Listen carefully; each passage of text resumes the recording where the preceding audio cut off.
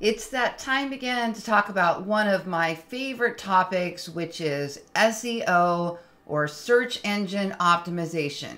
In this video, I'm going to show you how to apply SEO to the content that you're creating for your website.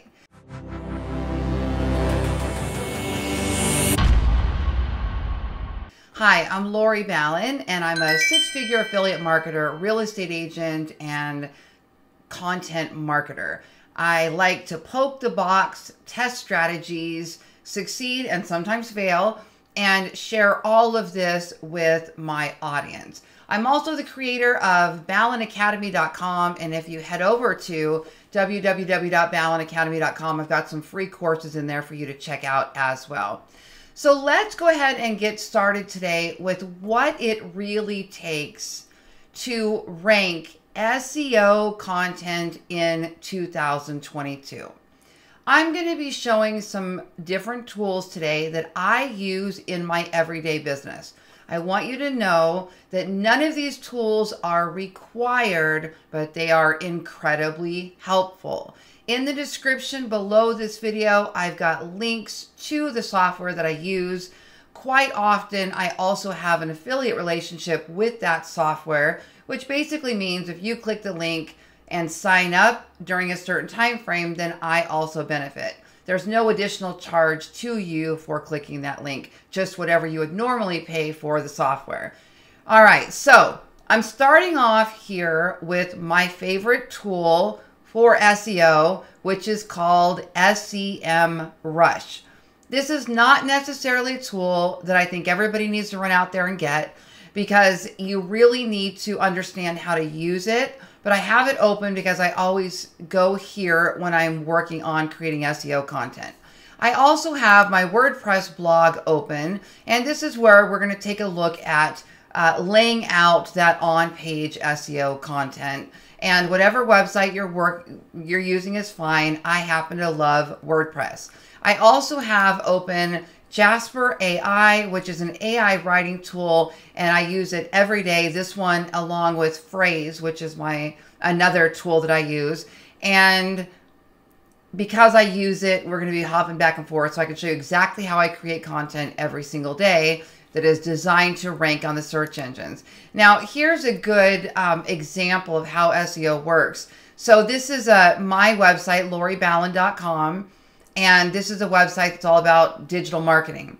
Now, I started this website a while back and really kind of played around with what I wanted it to look like. So I started off really focusing on real estate agents and teaching real estate agents how to grow their business.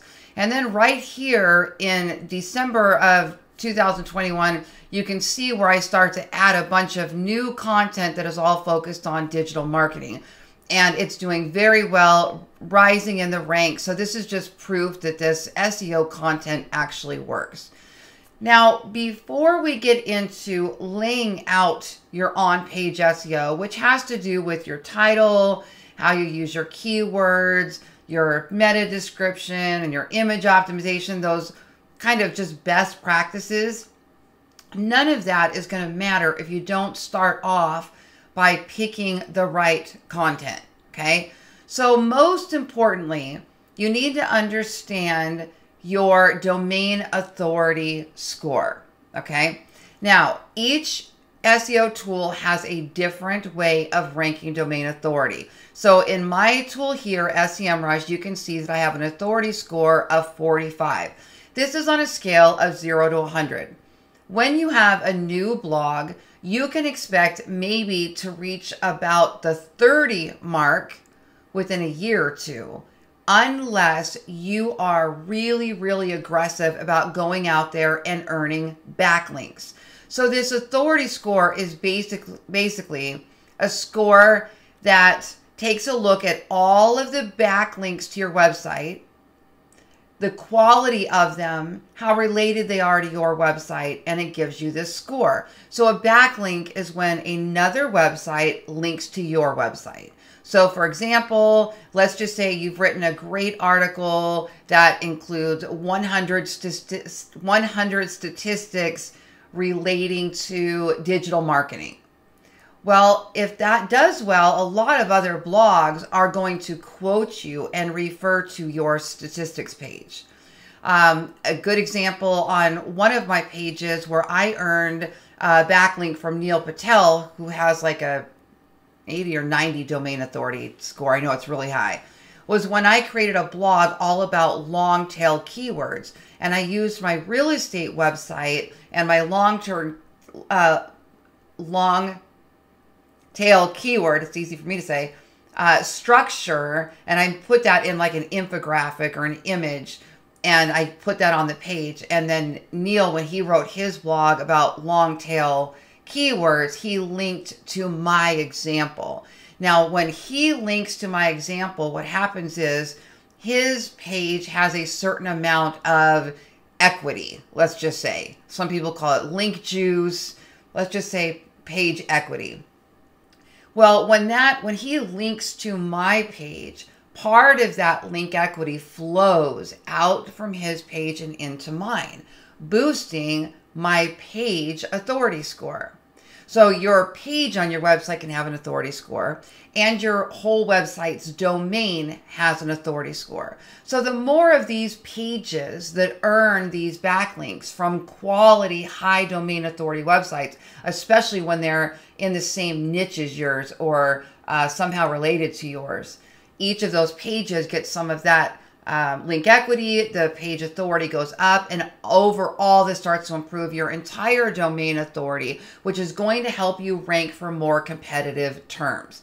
While Google does not specifically use the domain authority score as a ranking factor, it does look at backlinks as a ranking factor. So this score is just kind of you taking the pulse on what your backlink profile looks like.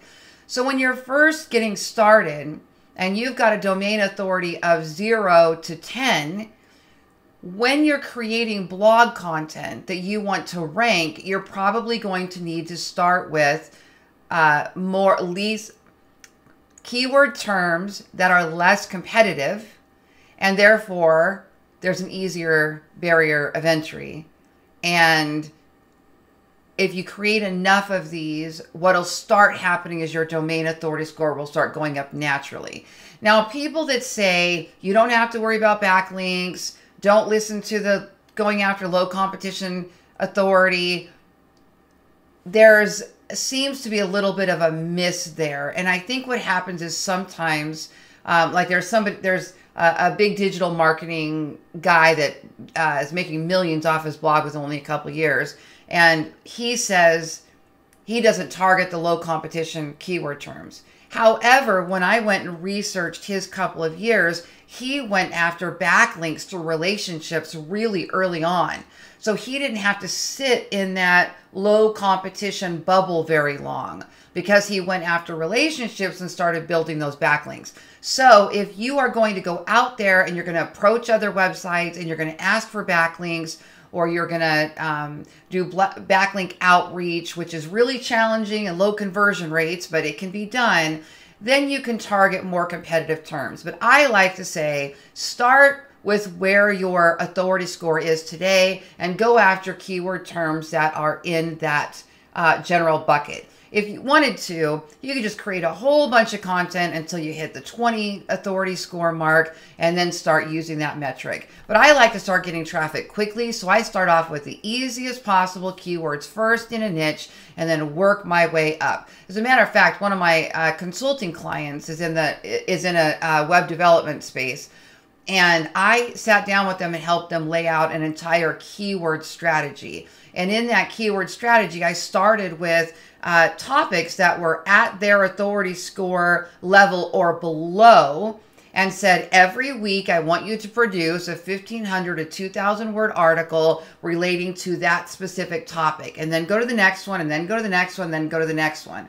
And they're not even doing any type of internal linking or backlink outreach or any other type of external SEO strategies. All they're doing is creating the content week after week after week. They called me yesterday, and I think it's been about 6 or 7 months now. And they called me yesterday and said they just landed a very large client. And they were sharing with me how worth it this has all been, and how they might have given up after month 3 or 4 if they didn't truly understand that this is the long game SEO. So that's really the approach that I usually take. Is we start with the low competition keywords, we lay out a content map, and at least on a weekly basis, we're creating a high quality article related to those lower competition keywords. And as our domain authority naturally starts to climb over time, then we start raising that competition level. So you start with year 1 and keep it rather simple. Year 2, if you've done some backlink link outreach and you're over the 30 mark, we're going to raise it up again. Now let me show you how to find those, okay? Because this is important. So up here, I'm using SEMRush. You can go look at whatever SEO keyword tool you want. Most of them have this type of metric. This is just a tool that I happen to pay for and really like. And I've tested a bunch. In fact, I'll put a link in this video where I test SEMRush versus Ubersuggest. And for beginners, brand new beginners, Ubersuggest is often a better solution. It doesn't have anywhere near the features that SEMRush does, but it's a little bit more user-friendly, a little less geeky. So I'll put that video in there as well. Okay, so let's just say that I'm just going to stick with my digital marketing niche because that's what I'm focusing on today. And I've already used that as my example. So let's just say we're going to create an article that's all about email software, okay? Or email. Let's just start with email. So we might go up here and we're going to type in the keyword email. Okay, so this is the process that I do before ever getting to that on-page content, SEO content, laying that out. We start over here with the keyword research, okay? Now, what we see here is that the term email has 1.8 million searches and 100% keyword difficulty. That means it's going to be nearly impossible to rank for, okay? But if we open and view all nearly 6 million keywords related to email, now we can start filtering and looking for the opportunity. So eventually we can create all the articles we want on email, even competitive terms. But in the very beginning, we're going to start with the lowest competition so that we can get ranking quick so that we can start building up that authority score.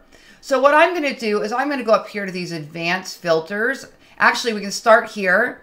We'll just leave search volume where it is because even keyword tools are just estimates. And sometimes even a keyword that says 0 searches a month or 10 searches a month can turn into a significant opportunity. So I don't worry about that too much when I'm first getting started. And then keyword difficulty. Here is the scoring system. So very easy is 0 to 14.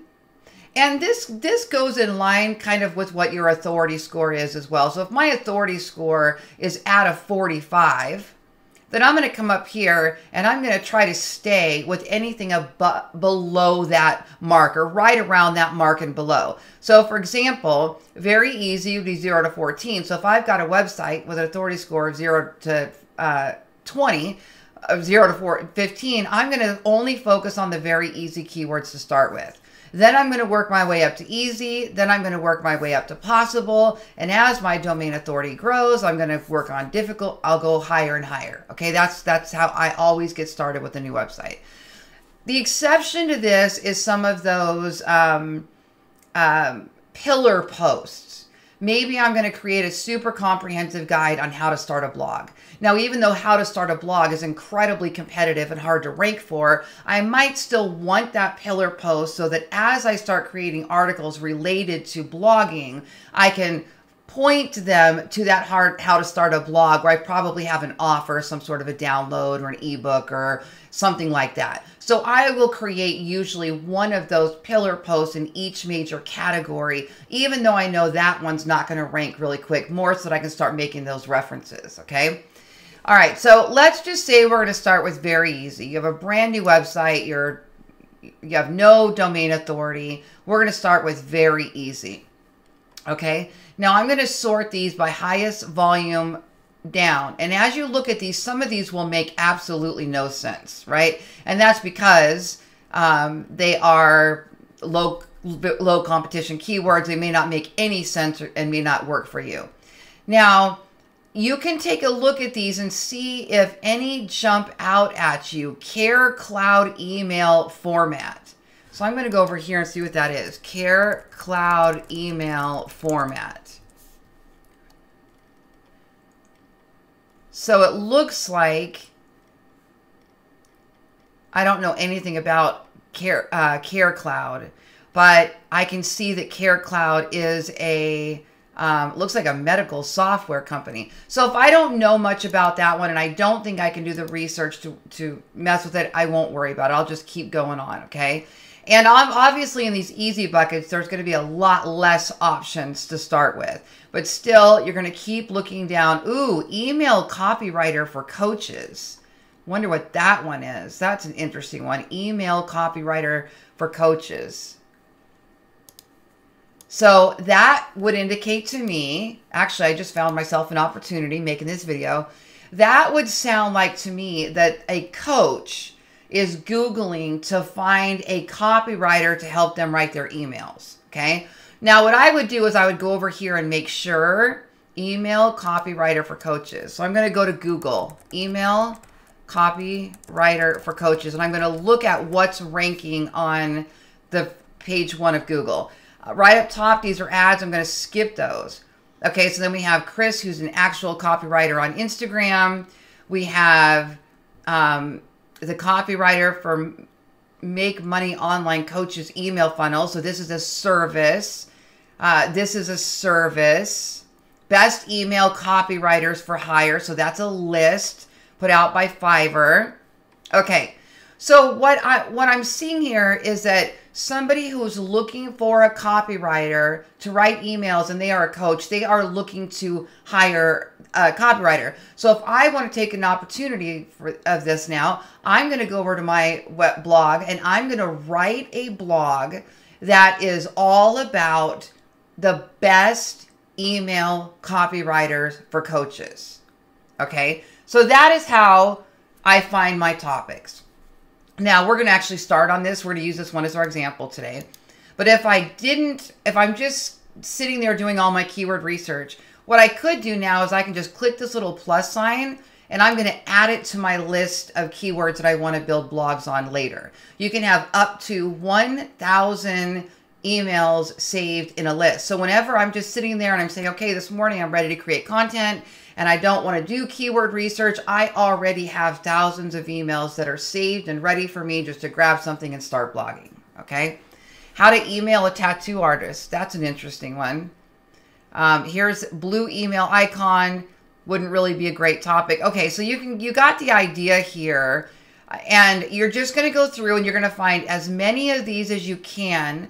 And then oftentimes what I would do is I would go over to Google Sheets or whatever spreadsheet you want to use, and I would start a new spreadsheet. This is what I would do for a client. So in the first column, I would just put the email address, and in the second column, I would put the search volume. And if that particular client is looking at the keyword difficulty score or the cost per click value, I would add those in there as well. But really, when you're first getting started, all you need is the topic, and maybe you want to note the keyword difficulty because you're going to go in order of the lowest to the top. But if they're all green and they're all easy, it doesn't even matter. They're all in that same little bucket. Having it be a 1 keyword difficulty versus a 14 probably isn't going to make that much difference. They're all in the super easy category. Just go. Just create as many of these as you can, okay? So we're going to go ahead and do the best email copywriters for coaches. Okay, so there's the first step. We did our keyword research. We came up with our topic, okay? Now we're going to head over and I'm going to create a title and an intro paragraph using my AI writing assistant to get this blog started, okay? So I'm going to come over here and I'm going to create a new document. Okay. Now, I am paying for Jasper, the AI writing assistant, and I am paying for the boss mode program. I don't remember what their pricing structure looks like. And I'll tell you right now, these AI tools are not cheap. You're probably going to spend $100 a month if you create a lot of content. If you create less content than that, you can get away with less than that. You'll have to look at their pricing plans. So what I do is I go over here to this power mode, and it opens all of these templates. Now, when you first look at this, this can be a little startling because you don't know what all these templates are. Don't worry about that today, okay? What we're gonna do is we're gonna create a headline and we're gonna create an info paragraph. So starting off with the blog post intro paragraph, I'm just gonna type in up here the idea of the title that we're starting with. And we're gonna do the best email copywriters for coaches, okay? Now, you don't even have to worry about the audience. You don't have to worry about the tone of voice right now unless you know what those are and you have a target. All I'm gonna do now is just click Generate AI Content. And then what happens is, because I have 5 examples selected here, Jasper is going to give me 5 outputs that I can look at and see if I like one of those. I keep it at 5 because I almost always find what I need in those 5. But if you need more than that, you can go more than that. So here's an example. If you're a coach who's looking to improve your email marketing, then you need to hire the best email copywriter you can find. Fortunately, we've compiled a list of the top email copywriters in the business, so you can choose the one that's right for you. Whether you're looking for someone to help write your emails or just edit and proofread them, these professionals can get the job done. That works for me. I'm just going to take that, I'm going to copy it, and I'm going to put it just right here in my editor. Or if you're ready to go straight to your WordPress blog and start writing, then you can put it there. Okay? Next, I want to come up with a good title. So I'm going to take this same paragraph that we just created, and I'm going to click over here, perfect headline. I'm going to type in or paste in that intro paragraph. If we're promoting a certain company or product, we can put that in. If we know the avatar that we're targeting, like in this case, we're targeting coaches, right? And if you know you want your tone of voice to be authoritative or smart or funny or sarcastic, you can actually put in a tone of voice there as well. Now I'm going to say, let's give it a whirl, do 10 outputs so you can see what that looks like. And I'm going to click Generate AI Content. Now we're going to get 10 headline examples that we can, actually 10 sets of headline examples that we can choose from. The top email copywriters for coaches. None of that's super exciting. The top 10 email copywriters for coaches. I would lean more towards one that has a number because we know that numbers and headlines generate more clicks, okay? So maybe I'm going to go with that one, but I'll change the number based on how many I actually come up with, okay? So I'm going to just go ahead and put this up here so that I can save this document. Okay, and then I'm going to go over here. Now, I'm not going to keep going on with the AI software today because I have other videos on this, but I will tell you this. The AI software actually does write for you, okay? So if you would want it to start writing for you, you can literally just hit compose and it'll start creating content for you. It follows patterns, so if you use bullet points in the first paragraph, it will copy that pattern as it goes on. It's really clever. Or if you were to put contact information, then on paragraph 2, it would start doing the same thing. So it learns as you go. The challenge with the AI writing assistant in a case like the topic we just picked today is it has a really hard time with facts. AI is basically a tool that has gone out there and learned languages. It's gone out and scoured the web, and it's got an understanding of all these different topics based on what's in its stored library, and then just basically puts it all together in its own words, not in copied words, but in its own words, and it writes about that topic. So it's incredibly clever. That being said, whenever I want to use actual names or when something was created or something that's got really specific facts, I don't usually use the AI for those pieces because they put placeholders there and the information isn't correct, okay? If we were just going to create a blog today, this one, increase website usability with these user-friendly design tips, I could let Jasper write almost the whole thing, or just give it 8 headlines and let it fill in. And then I go in and check it all to make sure there's a flow there. I throw it into my plagiarism checker. I've never had it come back with plagiarism issues. It's in its own words entirely, and it works great. So it depends on what we're creating, but I always use it for things like the intro and the title, and then I kind of will go back and forth. Okay. All right. So now on page SEO content, what you want to look at is your target keyword is still important. We don't need to stuff keywords in all these different ways and plurals and say it a million different ways. We don't need to do that anymore. Google is way smarter than that. That being said, your target keyword in certain places on the page still have relevance.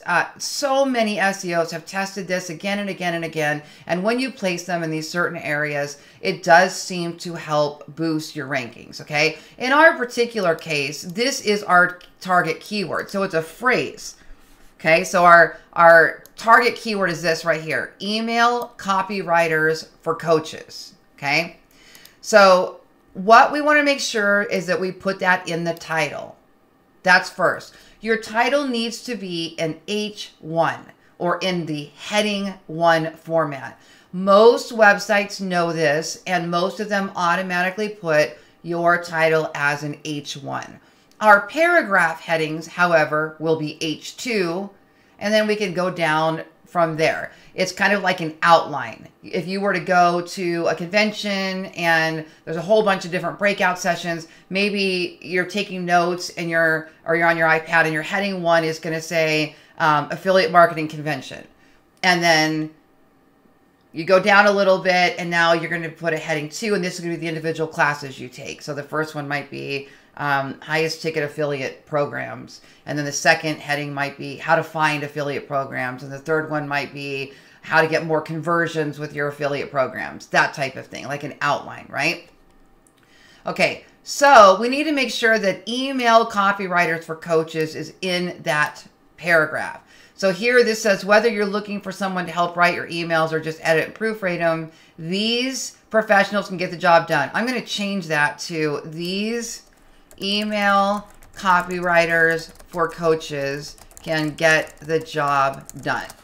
Okay, so I've included my keyword in the title and I've included my keyword in the first paragraph.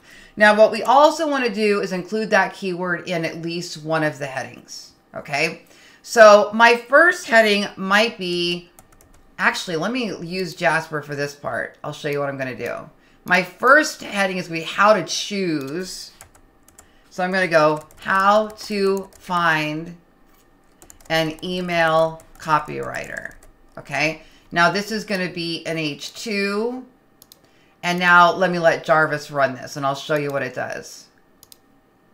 This kind of stuff Jarvis does a really good job with, or Jasper, sorry. It was Jasper, now it's Jarvis. Okay. So they've got a little description here. First, make sure they have experience. Okay.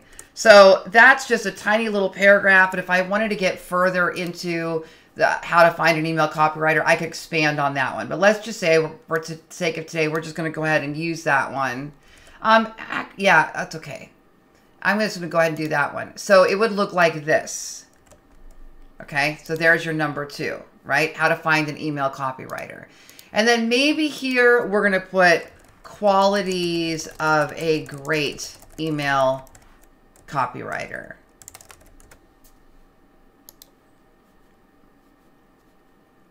That one looks good. Okay. So it's talking about the fact that they should be able to create attention-grabbing headlines. They should be able to write persuasive content. Okay. So then let's say that's going to be an H2, and we're going to take that one and we're going to paste this over here as well. And if you're not using an AI tool, you're just writing. This is just an example of what it would look like, okay? The AI tools just make our job faster by filling in some of those things that you say the same way every time, and it's just going to give it to you in different words, okay? We're still putting it all together ourselves, but we're giving it guidance on what we want to create next, all right? So qualities of a great email copywriter. Now we're going to put in best email copywriters for coaches. So you see, this was our target keyword, and it's in in its entirety. And now I'm going to go ahead and put that in there.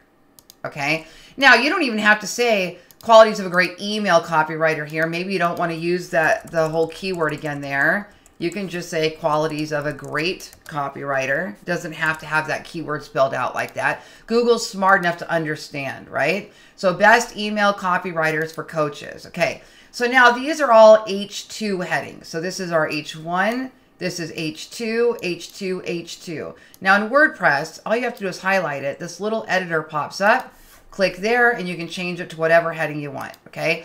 By the way, if you need a WordPress website, my brothers, Jeff and Paul Helvin over at ballenbrands.com, link in the description below, they build these WordPress websites. So talk to them. They run Facebook ads and Google ads and build sales funnels and integrate CRMs and analytics. So talk to them if you're ready to up your game and get something like this. So best email copywriters for coaches. Okay. Now what I'm going to do, now I'm going to go over to Google and I'm going to find some of these copywriters that I think do a good, that it looks like they do a good job. Okay.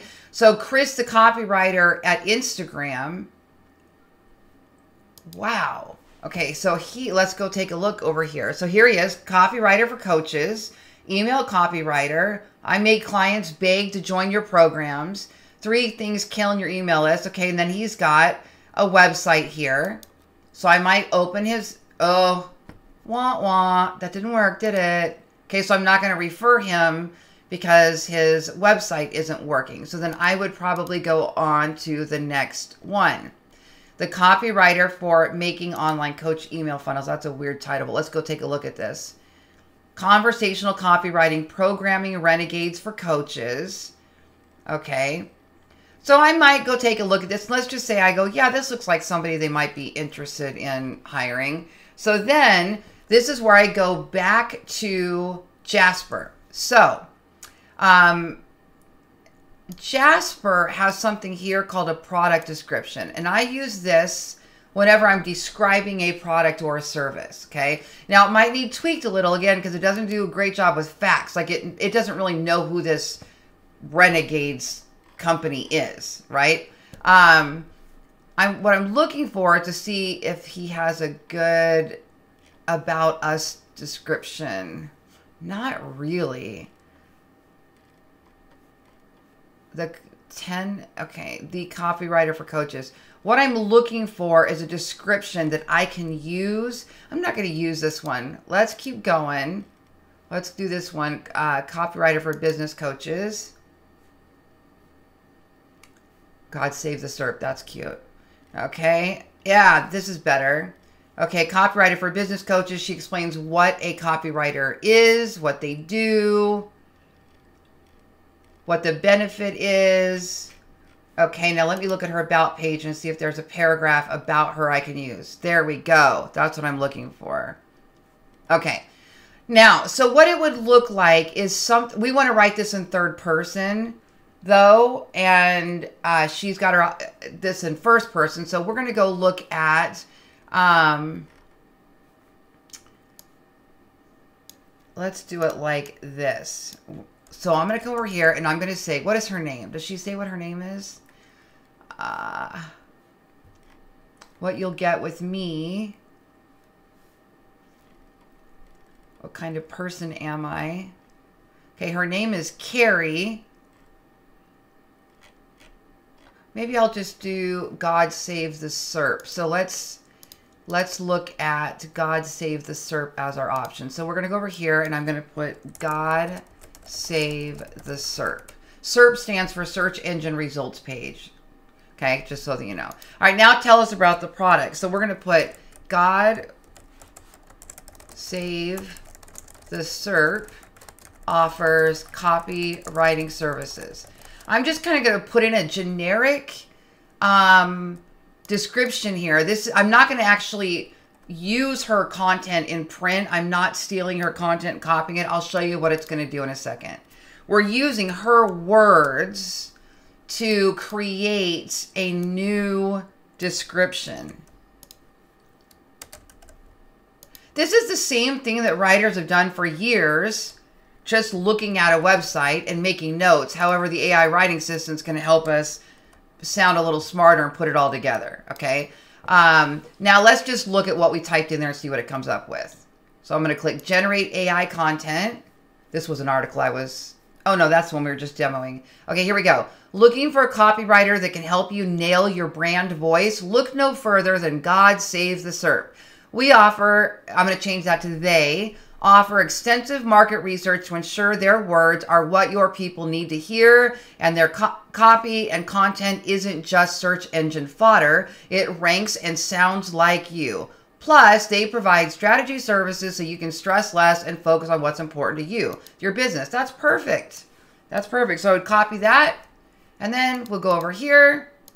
I'm going to paste that, and I'm just going to change the we's to they's. They, because it's not about me, it's about them and their copy. So before I go on any further, I just make sure that's all fixed before I go on. Now here where you see these being underlined, this is the Grammarly Chrome extension.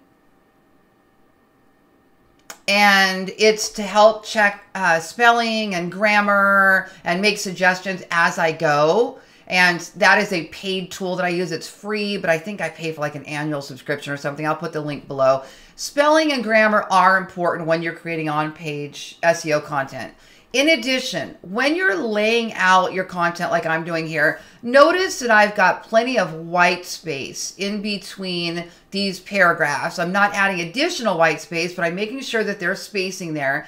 And also, whenever I create 3 or more sentences together, I will put a space after the third. So sometimes I put a space after the second, sometimes it's after the third. What you don't want is you don't want this big chunks of text. Look over here. This is what it would look like on mobile, okay? See how it starts to block up like that? So if they're looking at a phone, you want to make sure that you're looking to see what these things look like on a mobile device. So I just, generally speaking, after 2 or 3 sentences, I'll just put a space like that.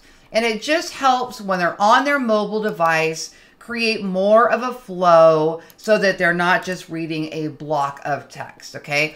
So now you see how we create the title, how we include the keyword in the headings, how we included the keyword in the first paragraph, okay? Now, after you create all of this, at the bottom, you want to create a closing paragraph. So something like in summary, or you don't even have to put in summary. You can just add the closing paragraph. Now, Jarvis does an excellent job of this as well, or Jasper, sorry. So if I wanted Jasper to create a closing paragraph, I can just paste my whole article over here that I've created.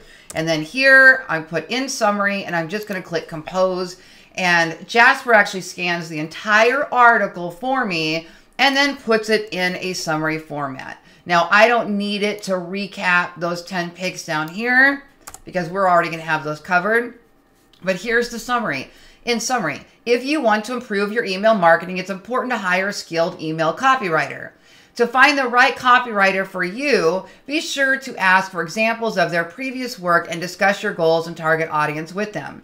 The best email copywriters, I'm going to add the word for coaches, because there's that keyword again. I like to include it in the last paragraph. The best email copywriters for coaches are skilled at writing catchy headlines and creating persuasive content that drives conversions. Okay, now another thing I want to show you is we want to know how long this content really needs to be in comparison to what's already on page 1 of Google. So how we can do that is if you're using the SEMRush tool, we're going to go up over here to content marketing, and we're going to click on SEO Content Template. Now here we're going to enter our target keyword, which is email copywriting for coaches. Then we're going to click Create SEO Template. Now what this does is it goes out there and scours the web, and it pulls in the top 10 ranking pages, and it tells you what the average keyword count is. That's just important because it kind of tells us how deep we need to dive. Do I need to list 3 top coaches, or should I list 10 top coaches. And I kind of make those decisions on how many to cover based on what everybody else has done. Okay. So here we can see that the average text is 925 words. Okay. So we're going to create, generally speaking, a 1,000 to 1,200 word article is about my norm, unless the research shows me that I need to go further. Then I'll go 2,000, 3,000, 4,000, depending on what needs to be covered. Google does not count your words and rank your blog according to how many words you covered. The only reason we're using this measurement is because it's a good idea. It lets us know what everybody else on page 1 has done. And Google has already said, we like these pages. We're ranking these pages. So as long as we fall in line with that, we have a good chance of landing on page 1. Some people will tell you you need to double the top ranking page. And in some cases you might. I usually will start with the minimum because I'm creating a bunch of content and see kind of where it lands. And then if it lands at like number 8 on page 1 of Google, then I say, okay, I really want to move that up. And how I'm going to move that up is by either passing that link equity or the page equity from other pages linking to it or other external websites linking to it, or I'm going to go in there and improve the content. I'm going to make it richer. I'm going to add more tips or add a frequently asked questions or add more on the list. I'm going to add more content. Okay. Now, sometimes when I'm creating a blog post like this, I will also include, after the summary, Jasper gave us our summary. After the summary, I'll often include an FAQ. So it looks like this, FAQ, and then I'm going to make that a heading too, so that it'll become part of the table of contents. I use a plugin for WordPress that creates an automatic table of contents at the top of the blog. That way, people can just click on an item and it will shoot them down to where they want to go. Let me see if we can look at this in the preview really quick so I can show you what I'm talking about. So it improves the user experience because they don't have to scroll all the way down as they're looking to get down the blog. And should have restarted the computer. They're a little slow today. Okay, here it is, right up here, table of contents. So it takes each one of these headings and it puts it up here in a table of contents. So then if the person just wants to read the frequently asked questions, they can click here. It'll take them right down to that frequently asked questions. In addition, for SEO, this is also powerful because what happens is Google often takes these table of contents titles and it adds them to the bottom of your search engine results page snippet. So for example, let's see if we can find one. Best dog food. Let's take a look and see if there's, okay, here's right out of the gate. The best dry dog food. So this is called a snippet. The snippet is your web page's title and its description and its URL. But sometimes that snippet can be enhanced, okay? So ignore this. This is coming from the keyword tool. But what you see here is the title. Then you have this description. And then you have these site links. These are coming from, let's go open that page and see how they formatted it. They're coming from the list on the page. So in this particular case, let's see, what's the first one? Instinct dog food review. Okay, so in this particular case, that's interesting. They're not in any kind of order. It's creating it from these lists right here. So it doesn't always need to be in a table of contents. Google will just take your headings and sometimes make those site links. I don't see a table of contents being used here, but this is an example of how it can be done, okay? But that table of contents is structured data and it can improve your chances of getting those site links as well. And it's a great user experience. So that's why I use that. And that can be done with a WordPress plugin like Table of Contents Plus or Easy Table of Contents. There's lots of ways to create that automated. Now, at the bottom of this page, I will often include a frequently asked questions, okay? If you're using Yoast, the SEO plugin for Yoast, Yoast actually has a structured data FAQ that adds schema markup to the element. And basically, I know that sounded really geeky. All that does is say, hey, Google, this is what this section is on the page. And it helps them know more of what to do with it. It's not necessary. You can just start writing a Q&A right here if you want to. But if you have something like Yoast or one of the SEO tools, then you might have your Yoast FAQ block right here. Okay, so this is WordPress. I have the Gutenberg blocks activated. I have Yoast premium plugin. Now I can just go in here and build this FAQ using their little structured data format, and that will take care of the schema markup for me. I don't have to think of it. Again, you don't have to use any of that necessarily. It's just one extra opportunity to rank on the search engines. So now what questions am I going to put on this FAQ? Well, I'm going to go over here to Google, and right here where we did email copywriter for coaches, and I'm going to scroll down to this people also ask box.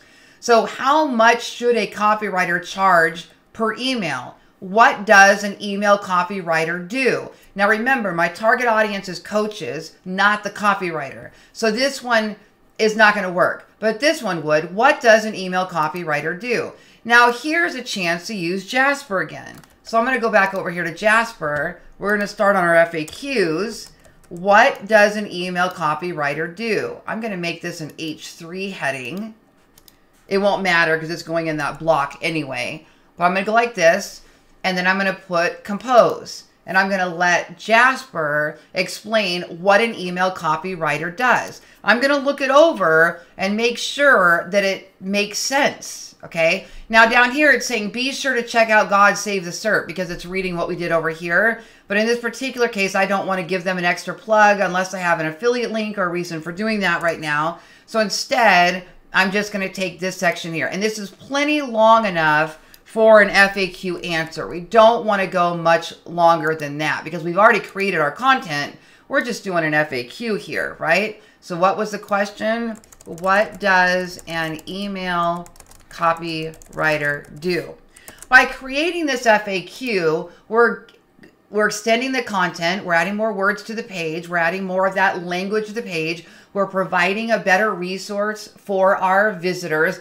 And we're giving Google this structured data. It may go out there and take our Q&A and give us a featured snippet or an enhanced snippet, or put us in its people also ask box and answers. So these are all ways to get more visibility on the search engine results page or SERP.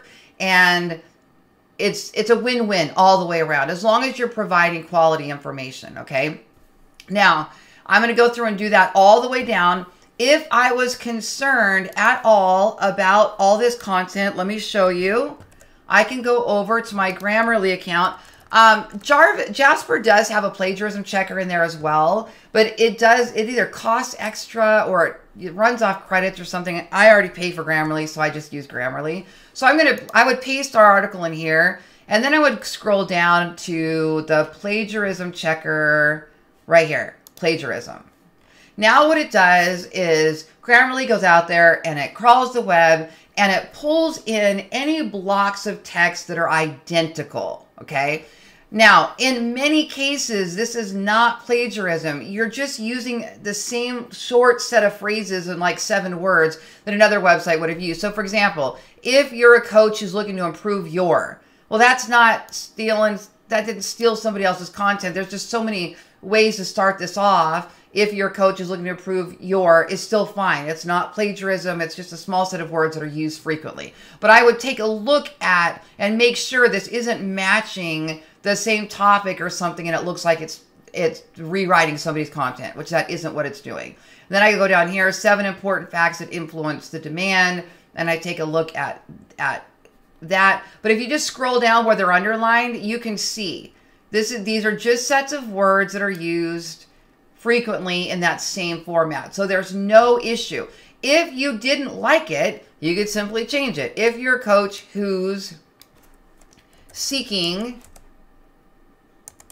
to improve, you see what I mean? So you can, if that worries you at all, you can go change those phrases however, but that's not going to be an issue. It's an issue when you see a paragraph that's the same or a whole sentence that's the same that looks like it was directly copyrighted, okay? So this passes just fine. I just wanted to show you that example, okay? Now also, if you have any SEO tools down here that you want to add things to and optimize, you can. Some people like to make sure that little dot turns green. So if I wanted to put our focus keyword into Yoast, it is email copywriters for coaches. Remember, we didn't finish the blog though, but you can click get related key phrases. We're going to find our target keyword, email copywriter for coaches, add as a related keyword. And then we're going to let this run. Right now it's in the yellow. And then here, I'm going to change the slug. The slug is your domain name plus whatever you want the title of this, whatever you want the URL of this page to be. So it's after the slash. So for example, my domain is loriballen.com slash. Now what do I want this page to be? So here, I'm going to keep it short, email copywriters for coaches. I'm not going to use the word for. But see here, I've kept it short, 2 to 3 words, and it contains our target keyword. That is another little SEO practice. Now, your excerpt also should contain your keyword. So what I do for my excerpt, that's the little description that's going to show up, or excerpt and meta description. I use them the same way, okay? It needs to be really short. So right here, we've compiled a list of the top email copywriters in the business, so you can choose one that's right for you. I'm going to use that as my meta description, or you can have Jasper write you one. I have it where I can put it right here in my excerpt. And then I set up Yoast to pull in the meta description from the excerpt. If anybody wants to see a video on that, let me know.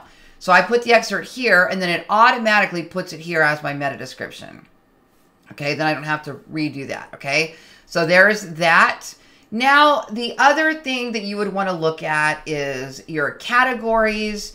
So if you're using WordPress, you want your content to all be organized in a nice site infrastructure using either categories or tags or pages and child pages, or a combination of all three, okay? In my case, this fits perfectly under content marketing. So actually email copywriters, it could be content marketing or it could be email if I have a category for email, which I do. So I'm going to leave it under content marketing. It's still content marketing. And then if I wanted to add a tag here that would have to do with this in some way, like copywriting. Let me see if I have a tag on copywriting. I do. So then I might want to have that tag. So it's going to file under the category content marketing. It's going to show on my content marketing page, but I have these little tags that are these little extra keywords they can click and learn more about that subject. I'm going to put that there. Now we need a featured image. So for SEO, we're going to optimize that image. So how I make my images is I go over here to Canva, and I have templates that I like to use. So I generally just pull up the last picture that I made, and then I can start pulling from any of these templates that I like. Or I can go over to my folder where I have all of my blue templates for my brand. So let's pull up Lori Ballen blue templates. There they go. Okay, and let's use this one. And it's going to be like the 10 best email copywriters for coaches. And then I can stretch that out, however, and get that even. And then here I could put in anything I want, plus how to hire them, how to find and hire them. Now I need a graphic to go right here. Best email copywriters for coaches. I'm going to go to elements, and I'm going to type in my keyword like copywriter. And I'm either going to pull in a photo, or I'm going to pull in a graphic. So in this particular case, something like this would work just fine. I like to use a mix of both on mine. Some people absolutely hate the graphics. Other people love graphics. So whatever works for you. Or you can pull in a photo, or you can put in a person writing. You can put in a picture of yourself. So I like this. So we're going to go with this. So up here now, I would go to File, Download. I'm going to save this as a JPEG because JPEG is going to be a smaller file size. You don't want to save this in a PNG with a great big file size, or it will make your page speed low, which is bad for SEO. So I usually just take that quality down a little bit. It doesn't need to be super high for the purpose of the blog. So why use all of that? Why have a super large image slowing down your website? You don't need it. Now save your image as the keyword as well. Best email copywriters for coaches. That's another on-page SEO best practice. We're going to go back over here. We're going to copy this, set featured image, upload file, select file. There it is. Open. And then here, what we're going to do is we're going to, once the image loads, we're going to put in a description down here. And then the alt text, this one up top, you see me circling that one there. This is going to be to describe the image for somebody that can't see. So they're using a screen reader and we want to describe the image. If the image doesn't serve any other purpose other than being decorative, it's not necessary to even put that in there. It really is, let's just say it's a chart or a quote or something that the person reading the article is going to not get the same experience if they can't see what's in that image. Okay. I just was watching a John Mueller talk about alt attributes the other day, the alt text, and they were saying if it doesn't do anything, you don't need to put anything extra in there. Okay. That's up to you if you wanted to do that. But if you wanted to describe it, we could put image of two people next to a computer doing email copywriting for coaches. So there I was able to squeeze that keyword in one more time pretty naturally by describing what's on the image. Okay. And then I'm not going to put a caption. It doesn't need it. Set featured image. Okay. Now, we have done absolutely everything that we need to do now for our on-page SEO. Okay, so I'm going to click. I really don't want to publish this. Let me see if it'll work if I save the draft. I don't think it will. Once I publish this, the final step, if you want to add any video in here or you want to add any other graphics, absolutely. Audio, absolutely. You want to embed a TikTok video or something like that, absolutely. But down here, let's see, nope, it's not popping up. So I have something called Link Whisper. That's my final step. Let me just publish this and I'll delete it after. I'm going to click publish. Actually, I should finish this blog because it's a good one. Okay, so then what we do, I'm going to refresh. I have a plugin that I paid for called Link Whisper. I'll put that in the description below as well. Some of my links get you a free trial. I'm not sure what they all do. So down here, what Link Whisper does now is it scans my entire website and it does two things. It tells me what pages on my website I should now link in to this page to pass some of that link equity. They're going to be related.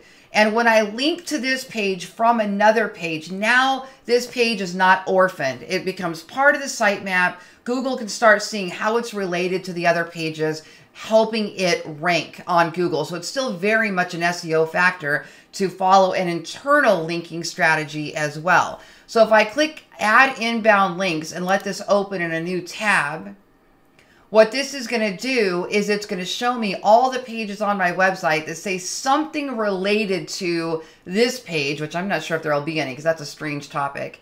And if there are, then I can just check the box and it will create the link for me without me ever opening any of those other pages. That's like amazing. And it's really good when you're using topics that you use a lot within your blog. So we'll let that go ahead and pull. And then the other thing that it does is right here, it suggests pages you should link out to from this page.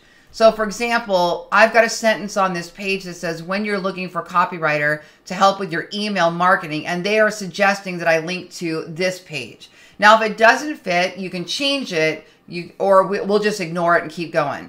Next one says, make sure that they have experience writing email content. And this one says, link to your SEO content writing page. Now, this one does match. Finally, be sure to discuss your goals and target audience. And I've got an article here about target audiences, and that's a perfect match. So I'm going to click yes. And what it'll do now is it will go back into my article. It will automatically put a link on top of where I use the phrase target audience. And when somebody clicks there, it'll go here. So I don't have to do any manual linking whatsoever. All I'm doing is selecting the boxes that it goes with, and I'm allowing it then to insert those links for me. Okay. And here's its suggestion to link in. Yeah. The top copywriters that actually could fit. Okay. So you would check there, and then you would click link, and it'll go out to that page, and it'll put that link in there for you. Okay. So we did it.